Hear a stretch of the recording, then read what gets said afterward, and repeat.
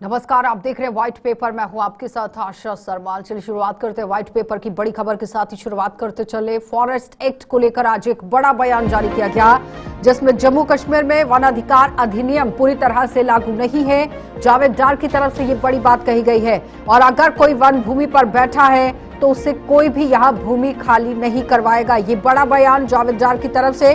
और पिछले 6 सालों से यहाँ पर कोई राजनीतिक सरकार नहीं थी, इसलिए ऐसा हुआ है। यहाँ वन अधिकार का उचित तरीके से क्रियान्वयन किया जाएगा। भाजपा विधायकों ने मंत्री के इस बयान के खिलाफ आवाज उठा दी है। मंत्री को कोशिश की गई रोकने की, लेकिन उन्होंने अपना भाषण जारी रखा था। आज आपने देखा विधानसभा में किस तरह से मंत्री जावेद राणा की तरफ से तो बड़ी बातें कही गई, लेकिन फिलहाल जावेद डार की तरफ से भी एक बड़ा बयान आज जारी कर दिया गया। तो जम्मू कश्मीर में जंगलों के आसपास रहने वालों को अब यहां पर वन भूमि इस्तेमाल करने के अधिकार दिए जाएंगे। जिस तरह से यहां पर अटकलें लगाई जा रही है, क्योंकि बयान दिया गया कि अगर कोई भी वन भूमि पर बैठा है तो उससे यहां पर भूमि खाली नहीं कराई जाएगी। बताते चले कि यहाँ अप्रैल 2021 को कुछ बातें सामने रखी गई थी, जिसमें किस तरह से ये पूरा अधिकार यहाँ पर लोगों को मिलता है। तो देखिए, धारा 370 हटाने से स्थानीय जो आदिवासी समाज है उसे वन अधिकार कानून लागू होने की उम्मीद थी और यहाँ पहले ही तस्वीरें स्पष्ट नहीं थी, लेकिन फिलहाल जागरूकता के अभाव की वजह से वन आश्रित जो समुदाय के लोग थे वो भ्रम और संशय में यहाँ पर स्थिति में थे। लेकिन फिलहाल जावेद राणा की तरफ से भी आप देखिए किस तरह से ये बड़ा बयान जारी किया गया। और इस बीच में लगातार अगर फॉरेस्ट एक्ट को लेकर बड़ी बात कही गई तो एक एक करके नेशनल कॉन्फ्रेंस के जो मंत्री हैं उनके बयान सामने आ रहे हैं, चाहे वो सकीना इट्टू हो, जिस तरह से स्वास्थ्य विभाग वो देख रही हैं, उन्होंने भी काफी दावे किए कि यहाँ बदलाव किया जाएगा। उनके साथ साथ आप देखिए डिप्टी सीएम की तरफ से भी डेली वेजर्स को लेकर एक बड़ा बयान जारी किया गया कि पहले कमेटी का गठन किया जाएगा। लेकिन जावेद राणा की बात की जाए तो फॉरेस्ट एक्ट को लेकर उन्होंने बड़ी बात कह दी है। उसके साथ ही जावेद डार जो कि पंचायत यहाँ पर देख रहे हैं, उनकी तरफ से भी बड़े ऐलान किए गए थे। लेकिन फिलहाल पिछले 6 सालों से यहाँ पर कोई भी अभी तक मूवमेंट नहीं की गई है, क्योंकि सरकार नहीं थी। और अगर कोई वन भूमि पर बैठा हुआ है तो उसे भूमि खाली नहीं कराई जाएगी, ये बड़ी बात जरूर कही गई है। लेकिन फॉरेस्ट एक्ट को लेकर जिस तरह से बयानबाजी की गई है, इसमें देखिए जम्मू कश्मीर में 20,230 वर्ग किलोमीटर में जंगल फैला हुआ है, जहां पर अलग अलग समुदाय से जुड़े हुए लोग रहते हैं। 370 हटने के बाद एक उम्मीद लोगों की जगी थी, लेकिन इस पर काम नहीं हो पाया और अब बयानबाजी की गई है। चलिए आपको सुना देते हैं क्या कुछ कहा है जावेद राणा की तरफ से। ये क्योंकि बीजेपी का ये जो दोहरापन है वो सामने आया है। ये हमेशा लोग कैटेगरीज के लोग जो हैं, schedule caste, schedule tribe, other OBCs और डाउन टाउन कम्युनिटीज के हमेशा खिलाफ रहे हैं। अब इन्होंने ढिंढोरा 5 साल बहुत पीटा है फॉरेस्ट राइट एक्ट को लेके। उसी को मैंने फॉरेस्ट राइट एक्ट की इम्प्लीमेंटेशन की बात की है कि वो एक्ट जो है इन लेटर इन इम्प्लीमेंट होगा। और मुझे हैरानगी हुई कि इस बात पे क्यों वो उनको परेशानी होगी कि इन लेटर इन फॉरेस्ट राइट क्यों इम्प्लीमेंट हो रहा है जम्मू कश्मीर में, और होगा। की करनी और कथनी में तजाद रहा है। मैं हमेशा ये बात कहता रहा हूँ, मेरा 10 साल का आप ट्रैक पीछे देखे निकाल के, जो मैं बात कहता रहा हूँ आज होश में वो सच हो गया। क्या लगता है कि सियासत का रूप देने की कोशिश की जा रही है? ये हमेशा अपनी सियासी रोटी सेकते हैं। हाउस कमेटी जो है वो हाउस कमेटी शफाफियत के लिए है। फिर भी हमारे ऑनरेबल एमएलए साहब ने कहा कि इसमें एक साफ शफाफ माहौल लाने के लिए अगर कोई कमेटी यहाँ स्पीकर साहब ने अनाउंस की है तो हाउस कमेटी भी उसमें अगर जांच कर लेगी तो कोई बुरी बात नहीं है। देखिए, चलिए तो फिलहाल अपनी बात उन्होंने कह दी है। जावेद राणा अपनी बात कहते नजर आए। चलिए पैनल की ओर बढ़ जाते हैं। वीरेंद्र सलाथिया हमारे साथ, रविंद्र सलाथिया हमारे साथ जुड़ गए, बीजेपी से नेता हैं। बहुत बहुत स्वागत जुड़ने के लिए। आबिद बानी है नेशनल कॉन्फ्रेंस से, आपका भी बहुत बहुत स्वागत जुड़ने के लिए। और उनके साथ अहमद अयाज जी हैं, राजनीतिक विश्लेषक हैं। बहुत बहुत स्वागत अहमद अयाज जी आपका भी जुड़ने के लिए। सबसे पहले तो अहमद अयाज जी, मैं आप ही के पास आऊंगी। फॉरेस्ट एक्ट को लेकर जो जावेद राणा की तरफ से बड़ी बात यहाँ पर कही गई है, वो कह रहे हैं कि जो आज तक मैं बोलता आया हूं वो आज असेंबली के अंदर सच साबित हो गया है।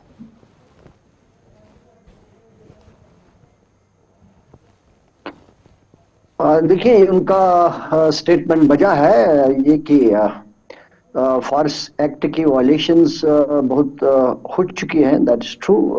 लेकिन उसका कोई वजह भी हो सकता है, जैसे खास तौर वो लोग जो जंगलात के आसपास रहते होंगे उनका कुछ उसमें शायद अमल दखल हो सकता है और कहीं किसी हद तक उनका हक भी बन सकता है। मे नॉट बी नाजायज तौर, जायज तौर उनके कुछ वहां से उसके फायदे जो है, जो बेनिफिट्स हैं उनके वो हकदार हो सकते हैं। लेकिन ये भी है कि जंगलात को बचाना एक्ट का बहुत पहला ही आई थिंक मुद्दा है जिसमें इंक्रोचमेंट की बात की गई है। तो लेकिन इसके चलते भी देखना ये पड़ेगा कि जब ये भी है कि इंक्रोचमेंट ना हो, जंगलात की हिफाजत हो, फिर भी चीजें होती रही और कहीं शायद सियासतदानों की का भी कोई कहीं रोल रहा, कहीं कोई इन्फ्लुएंशियल लोगों का रोल रहा।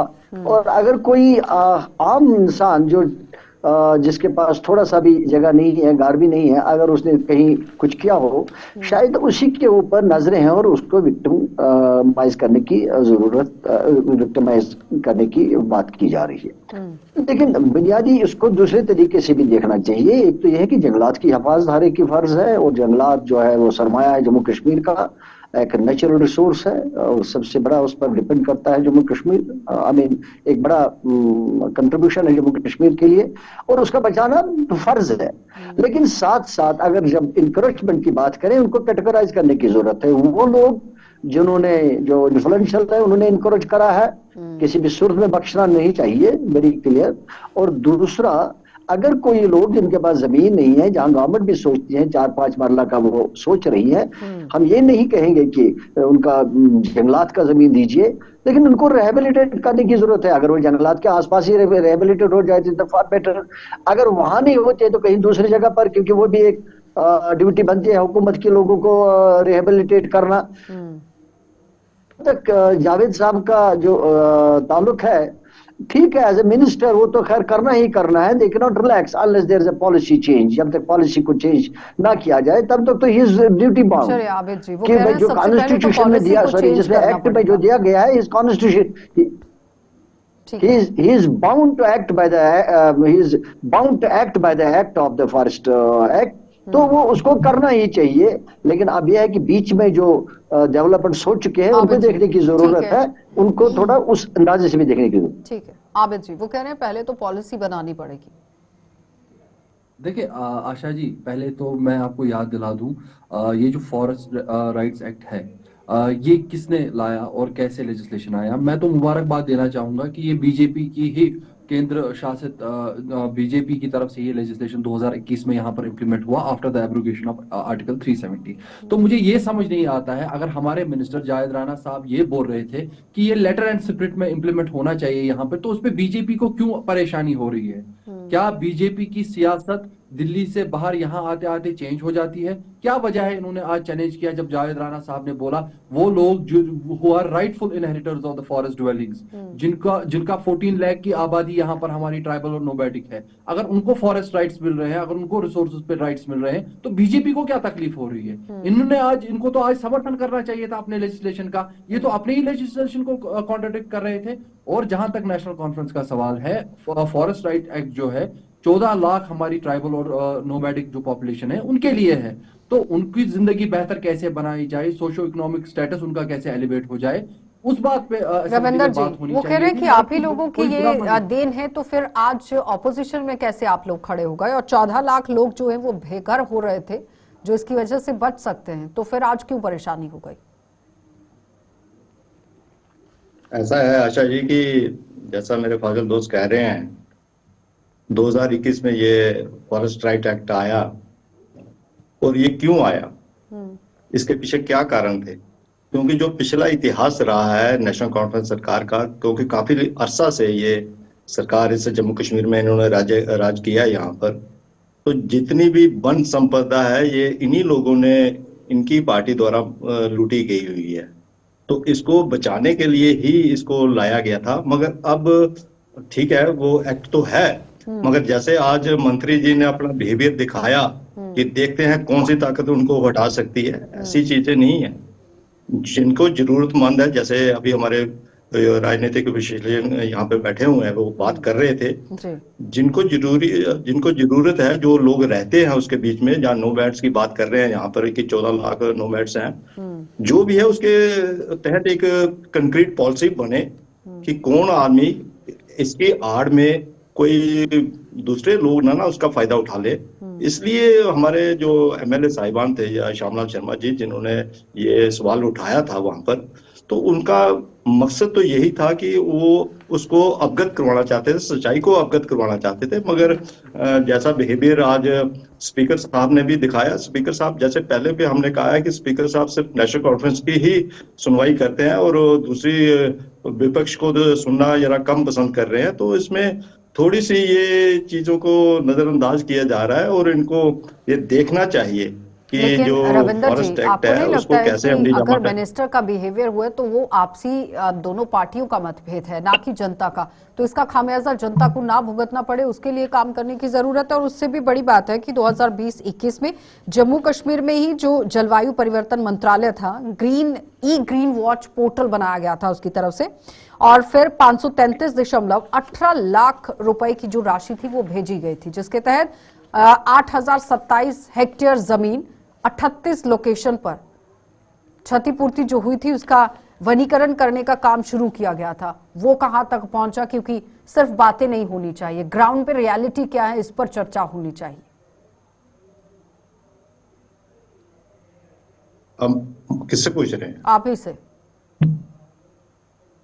नहीं मैडम, मैं तो कह रहा हूँ इस चीज को लेकर कि जो ग्राउंड रियलिटीज है उसको जरूर अमली जामा पहनाना चाहिए, जैसे आपने बताया है ये चीजों को। मगर अब बात ये है कि जो चीजें अब ग्राउंड पे हमें कैसे इम्प्लीमेंट करनी है, उसको कैसे लाना है, उसके ऊपर तो बात की जानी चाहिए ना। उसके एमएलए साहिबान की बात तो सुननी चाहिए ना, वो क्या कहना चाहते हैं। जब आप बात सुनने के लिए तैयार ही नहीं है तो फिर वो अपना क्या पक्ष रखेंगे? चलिए आबिद जी, वो कह रहे हैं कि बात तो सुनी जा सकती थी, इस तरह से थोड़ी होता है, चर्चा तो होनी चाहिए हर एक मुद्दे को लेकर। देखिए बॉडी लैंग्वेज चेंज करने से क्या होगा, कानून थोड़े बदल सकता है। देखिए आशा जी, बहुत ही अच्छा कहा और बहुत अनिवार्य हो जाता है हमारे लिए, हम राइट पर्सपेक्टिव में डिबेट को रखें। बहुत ही डेटा बैक्ड आपने इनसे क्वेश्चन पूछा, बट इन्होंने वो डॉज कर दिया। देखिए ये पूरा फॉरेस्ट राइट्स एक्ट क्यों बनाया गया है? ये इसलिए बनाया गया था कि एक लीगल फ्रेमवर्क बन जाए। तो जिस पॉलिसी की ये बात कर रहे हैं, that is very much incorporated in this act. वो एक्ट पार्लियामेंट ने पास किया है, हम चाहते हैं कि लेटर एंड स्पिरिट में वो इंप्लीमेंट हो, ताकि जो फॉरेस्ट ड्वेलर्स हैं, जो आपने लैंड की बाज़ाबिता डिमार्केशन बोली वो वगैरह, वो सारा इसमें पॉलिसी में ऑलरेडी इनकॉर्पोरेटेड है।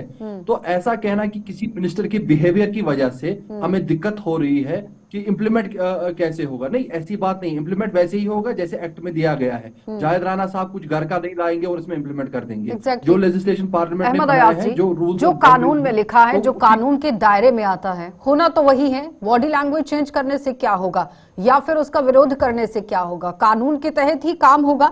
लेकिन जिस तरह से जानकारों से या फिर लोकल जो लोग हैं, जो इसके लाभदायक लोग हैं, लाभान्वित लोग हैं, उनसे जब बात होती है, उन्होंने कहा था कि घर बचा तो खुश होंगे, लेकिन महज सिर्फ फॉर्म ही भरवाया गया था, उसके बाद की प्रक्रिया को नहीं करवाया गया था। अहमद अयाज जी। हाँ, ये सही बात है। देखिए, एक एक्ट बना हुआ है, उसमें सारी चीज ये दिए गए हैं कि कहाँ पर क्या किया जा सकता है, और जो भी मिनिस्टर बनता है या जो भी ऑफिशियल हो, वो बाउंड है कि वो एक्ट से बाउंड है कि वो जो भी चीजें उसमें दी गई है कि उसको देखा जाए। लेकिन साथ साथ में जहाँ राइट्स की बात है, और राइट्स को भी इनकार नहीं किया जा सकता है अपनी अन्ना की वजह से, या इसमें अगर कहीं वायलेशन हो चुकी है या हो रही है तो उसको सचमुच देखने की बात है, चाहे वो जावेद राणा साहब हो या कोई दूसरा तीसरा हो, क्योंकि उनके लिए जिम्मेदारी बनती है। हाँ, अगर उनको लग रहा है कि कहीं कोई तरमीम करने की बात है, कोई गलत हुआ है, कोई चेंज करने की बात है या कोई और इम्प्रूवमेंट करने की बात है, तो उसके लिए बाकायदा कानून लाया जाना चाहिए। अलबत्ता जो एग्जिस्टिंग लॉज जो है, जब भी लॉ बनता है वो डिस्कस किया जाता है, वो पार्लियामेंट में डिस्कस किया जाता है, असेंबलीज में डिस्कस किया जाता है, तो तब ही एक लाए अमल बन जाता है जो लॉ की शक्ल इख्तियार कर लेता है। तो सवाल यही होता है ना अहमद अयाज जी, जिस तरह से कहा गया था कि नोटिस थमाए गए थे और जगह से हटने के लिए कहा गया था, जिसे अतिक्रमण के तौर पर देखा जा रहा था, तो वही मैं कह रहा हूं कि उसके बाहर जो एक्ट के बाहर, रूल्स के बाहर जो भी काम होता है, जो भी कार्रवाई करता है, जो भी कोई करता है, वो गलत है। जब तक उसको एक पॉलिसी के तौर पर अगर वो माना जाएगा, मान लीजिए इस वक्त किसी ने गैर जरूरी कब्जा किया, ये भी मान लीजिए, और हुकूमत महसूस कर रहे हैं कि ये भाई सही है, लेकिन एक्ट अलाउ नहीं करता, तो फिर पॉलिसी को चेंज करिए, उसी तरीके से पॉलिसी बनाइए। You can't have two things parallelly. क्या एक साइड से तो एक्ट में कुछ दिया गया हो और दूसरी साइड से दूसरा कुछ अलाउ करोगे आप? No, you need to see the act first. Ahmed Ayaz से रुकेंगे एक छोटे से ब्रेक के लिए, जल्द वापस लौटेंगे। अब चलिए आबिद जी जवाब दीजिए। वो कह रहे हैं कि जल्द से जल्द इस पर कार्रवाई होनी चाहिए। मैं बात कर रहा था, नहीं मैंने कंप्लीट नहीं किया आशा जी, मैंने कंप्लीट नहीं किया। जैसे मैं कह रहा था कि एक्ट में बहुत सारे राइट्स दिए गए हैं लोगों के, जैसे वहां नियर बाय लोग जो रहते होंगे उनके राइट्स बनते हैं लैंड को, अगर वो किसी पर्टिकुलर डेट से पहले वहां रह रहे हों तो वो क्लेम कर सकते हैं, या गुजर बकरवाल के वहां लाइव स्टॉक ग्रेजिंग के राइट्स है। ऐसे में बहुत सारे राइट्स है वो जो फॉरेस्ट एक्ट्स में दिए गए हैं, तो उन चीजों को तो नोबडी कैन रिफ्यूज, उनको इनकार नहीं किया जा सकता जब तक कोई दूसरा एक्ट उसको तब्दील नहीं करेगा। जो एक्ट्स में उनमें दिया गया तो वो लोगों को देना चाहिए, और उसमें शायद उनमें दिक्कतें आती है जो हम देख रहे हैं कि शायद उनको वो एक्ट में दिए गए जो राइट्स लोगों को है उनको इम्प्लीमेंट करने में शायद कुछ दिक्कतें आ रही है, लेकिन जो राइट्स दिए गए हैं एक्ट के तहत उनको देना चाहिए, तो उसमें क्या दिक्कत है? चाहे कोई भी हो। जवाब दीजिए। वो कह रहे हैं कि जो एक्ट में दिया गया है राइट, वो तो दिया जाना चाहिए, क्योंकि खेती और आजीविका के लिए इस्तेमाल भी वो कर सकते हैं भूमि को, अगर आप लोग जल्द से जल्द इस पर कार्रवाई करते हैं तो। देखिए आशा जी, लूप होल कहाँ पर था इस सब में, इस प्रोसेस में सभी में लूप होल कहाँ पर? जैसे अयाज साहब ने बोला, बहुत सारी चीजें उन्होंने सही बोली। एक मेजर लूप होल जो था, जो रेगुलेटरी बॉडी थी इस फॉरेस्ट राइट्स एक्ट को इम्प्लीमेंट करने के लिए, वो ग्राम सभा होती थी। और ग्राम सभा इस कमेटी को का जो चेयरपर्सन होता था वो ग्राम सभा का कोई अध्यक्ष होता था, और उनका क्या होता था, लोकल पटवारी या एडमिनिस्ट्रेशन के साथ उनका मेल मिलाप रहता था। तो कई बार ऐसा हुआ है बहुत ही इंडिविजुअल केसेस में, जब कोई फॉरेस्ट राइट्स एक्ट के हिसाब से कोई इंडिविजुअल आता था तो उनको वो पास नहीं करते थे वो ग्राम सभा में, जिसकी वजह से उनको वो लैंड अलोकेशन नहीं होती थी, ना उनको ग्रेजिंग के लिए मिलता था, ना कुछ मिलता था। तो इस लूप होल को दूर करने के लिए हमने आज बोला कि भाई इसको लेटर एंड स्पिरिट में इम्प्लीमेंट करना है। We will check all loopholes. और अगर आपको याद हो, अगस्त 2020 में शुपेर में एक ड्राइव चली, जम्मू में एक ड्राइव चली, जहां गुजर बकरवाल हाउसेस डिमोलिश किए गए इन कॉन्ट्रावेंशन विद द लॉ।